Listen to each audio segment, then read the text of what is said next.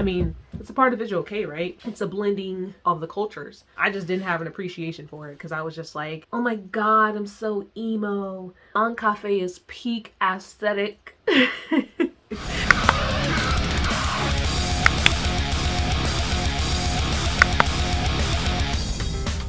So I have been going through my old photo bucket, right? Looking at all the groups that I collected pictures of. It is a little embarrassing just how many pictures I collected of certain groups where I didn't really listen to their music at all. I've mentioned that I started off first being a picture collector. When I first started getting into visual kei, oh my god, my tripod is falling. I started off being a picture collector. A lot of bands, I learned the members' names and their relations to one another before I even touched their music. And that's what I wanted to discuss today, especially since I have disqualified these groups from my visual kei ABCs list. I just wanted to go into the series not knowing really anything about them. I'm gonna exercise some self-control and just put the bands in this video.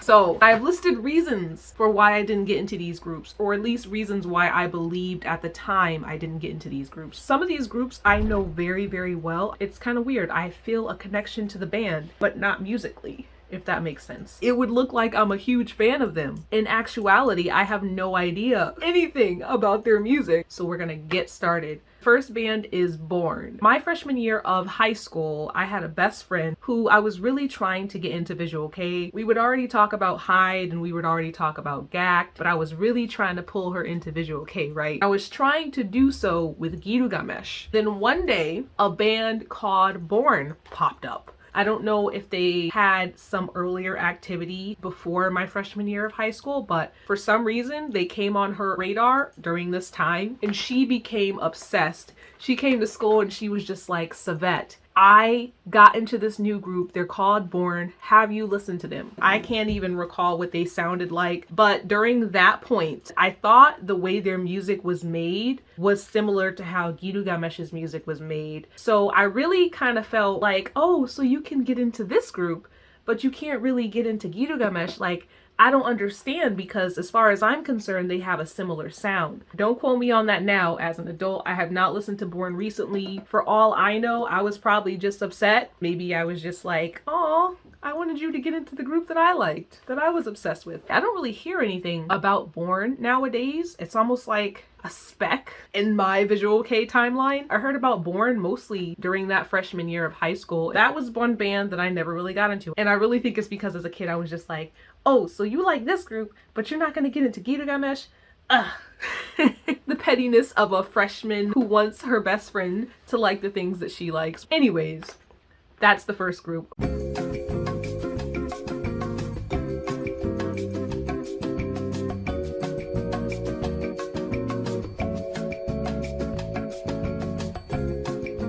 Second group that I never really got into, Alice 9. With Alice 9, I knew everything about the members. I even had my crush. Okay, Now was one of my biggest crushes. I loved Now. So much dabbling happened in Alice 9. They even came out with a movie. I remember being super excited. As far as their music goes, I really only knew a handful of songs. Those handful of songs powered my love for Alice 9 and pretty much sustained it for a while. And when I did listen to the music, it was just like, oh, new PV. Listen to the song. Then I was back downloading pictures of Now and Saga licking his guitar. That was my relationship with Alice 9.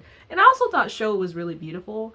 Yeah, you know, I was a really devoted pick collector. I really do have a lot of love for the band members. I just really wasn't into their music like that. So that is why they're on this list. I'm just happy to see them still together, still making music. I know their group name for a while was A9. They changed it back to Alice 9 recently. I really do have a lot of love for the band members. I would even listen to all the PVs they came out with, but I would never play some of those songs again. Like, I remember when Rainbow, I don't know if it's Rainbows or Rainbow came out, but I was just like, oh, cool.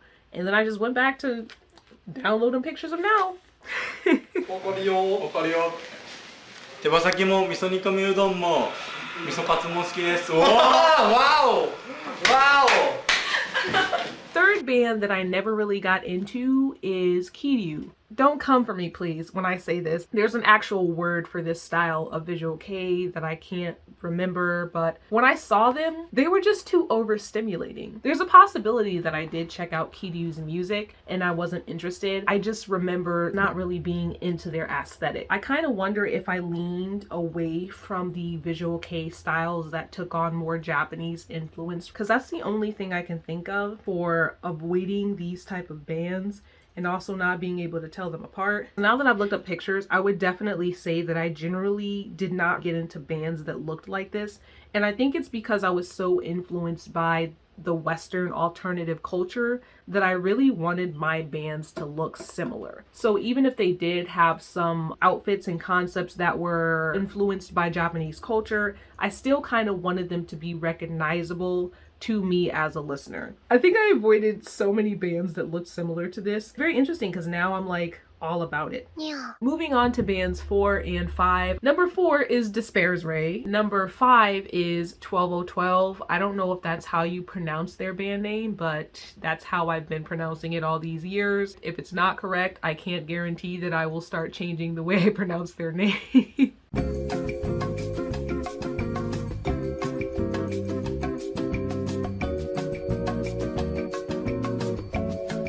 Felt like they had really striking concepts early on, especially for Despair's Ray. Their band members have really distinct facial features. They look good in this type of makeup. I really like that type of stuff. So I am frequently reblogging pictures of 12012 and Despair's Ray. 12012, my favorite song was Cyclone. There's, I think, one other song that I like.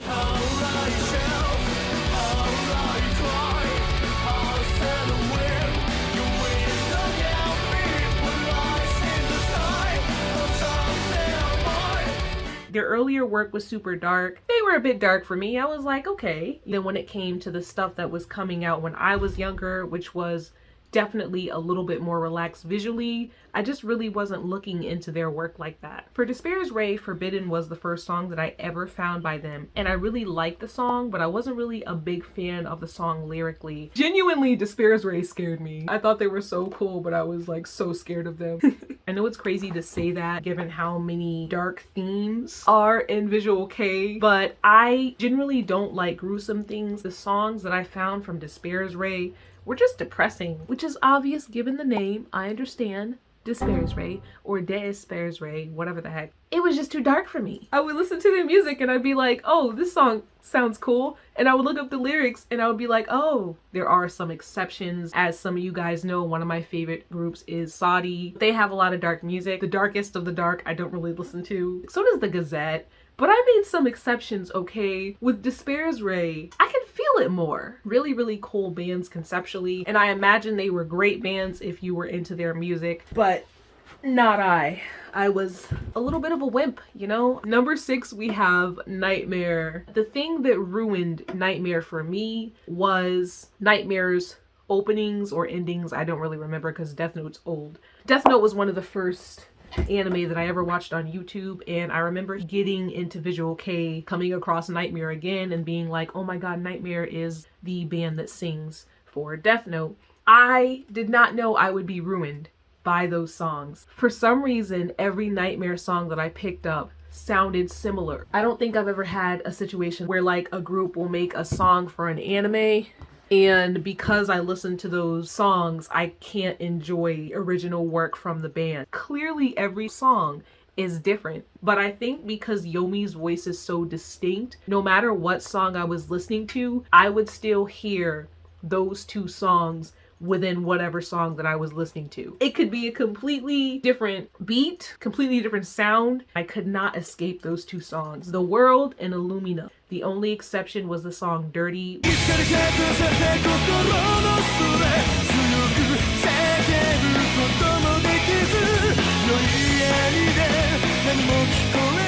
I'm sure it does not make any sense, but remember what I said, I'm going based off of why I feel like I did not listen to the bands in the past. I'm actually kind of excited now that I feel like I've pulled away from those two songs enough to digest Nightmare's music more genuinely.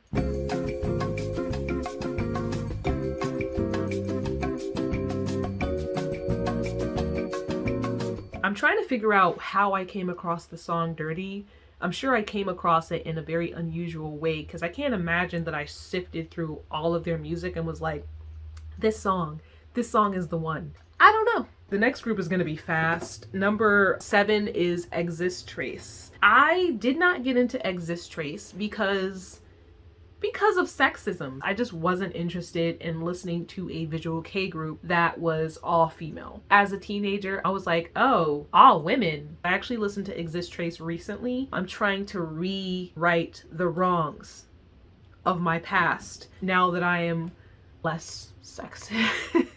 When it came to being in alternative spaces, there was a lot of sexism. Girl-fronted bands, I definitely had some internal biases against, especially if the band consisted of all women. I remember seeing some videos where I was like, okay, that's a bit too hardcore for me. But I definitely could have worked around those songs. Not proud of it, but we'll see if I missed out. I'm still going back into their discography. Band number 9 is Ankafe. Although Anti-Cafe, was one of the first visual kei bands that I started collecting pictures of. I remember having pictures of Anti-Cafe on my MySpace and everything. Reality was I only knew like a few songs from them. I think Maple Gunman was my first song that I got into by them. There were like 2 or 3 more. I would listen to other songs and I didn't really like those songs. I was really following Ankafe similar to Alice 9. I wasn't really listening to enough of their music at the time to consider myself a fan. I also think Ankafe as a band fit with the aesthetic that I was a really huge fan of in middle school. I think that's one of the reasons why I gravitated towards them so much, despite not always finding songs that I liked by them. A lot of the songs were a miss for me, but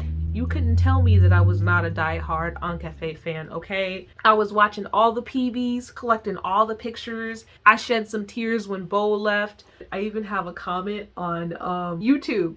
I printed out a whole bunch of old comments from like 13 plus years ago that I made under visual kei videos. And you have me arguing with this person and I'm like, damn, I didn't even listen to enough of Ankafe's music.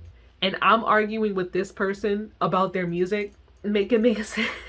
I wonder where Bo is now. I haven't really looked to see where the rest of the members of Ankafe ended up. I also remember when Sex Pot Revenge kind of became a thing. Is Miku kind of still doing that or nah? I have a lot of questions. I plan to do the research at some point. Maybe go back and listen to some of Ankafe's music, but to be honest, I don't think I'll like a lot of their music even now, unless it's super catchy. So we are on our last 2 bands. Number 9 is D. I can't really tell you why I never got into D's music. When I did click one by random, I liked it. I think Asagi has a wonderful voice. He's also one of my visual kei crushes. Y'all know how I like them distinct features, okay? Especially noses. I like big noses. So he's one of those visual kei crushes that I have where I just see him and I'm like, ha. But for some reason, I never really got into D like that. And I remember I used to get confused between D and D out. And D out content would pop up and I would be so confused. I'm like, are they related? Are some members in D out? Or are some members that are in D out in D? Eventually, I learned that they were different bands.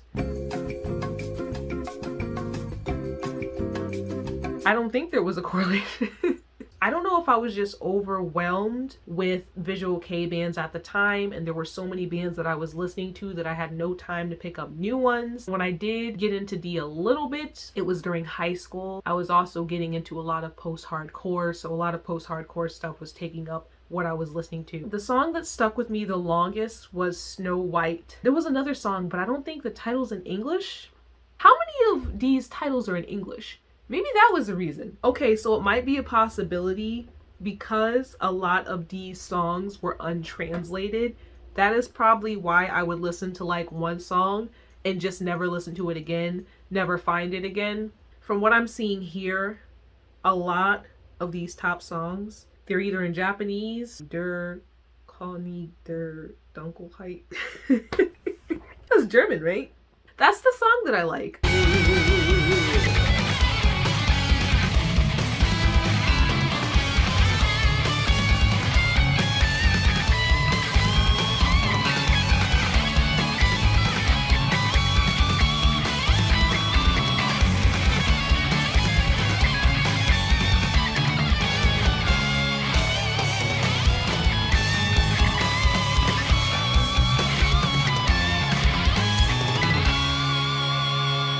I felt like a lot of D's music was not as accessible. I was never really good with super long titles, but I do know that I really enjoy D's sound. It's a band that I should have gotten into, especially for how much I thirst over Asagi. I should not have that many pictures of that man. Oh, he's just so master. Like, I'm really looking forward to going back into D's discography. I have the devotion now to copy and paste these Japanese titles into Google to find the English translations so I can remember them a little bit better. Anyways, let's talk about the 10th band. If you've made it this far in the video, I appreciate you for sticking here. And usually when I don't make bullet points, things become very scattered and I go off on tangents. So if you've made it this far, I really appreciate it. If you could like the video, I would really appreciate it. The 10th band is very simple. The 10th band is Screw. I talked about Byo, how striking Byo's aesthetic was to me, but I never really got into Screw's music like that. Screw is another band where I would listen to their music and it would sound good, but I just did not listen to any more of their music. I know for sure if I were to go back in their discography, I would find a lot of songs that I would like. Maybe I just didn't have time for all these bands. I remember when Screw came on the scene, just thinking to myself, wow, they seem cool, and then never listening to them. They're number 10, and I can't continue rambling on. Writing all these bands down. The bands that I look forward to the most, definitely D, Screw, Born.